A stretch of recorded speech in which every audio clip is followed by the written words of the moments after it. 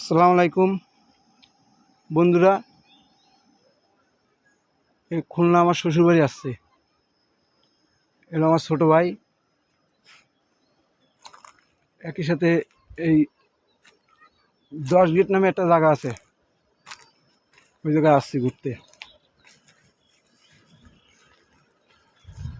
10 গেটের সাইডের থেকে খালের পাশের থেকে রাস্তা, মাটির রাস্তা, দুই পাশে গাছ, এই পাশে হলো খাল।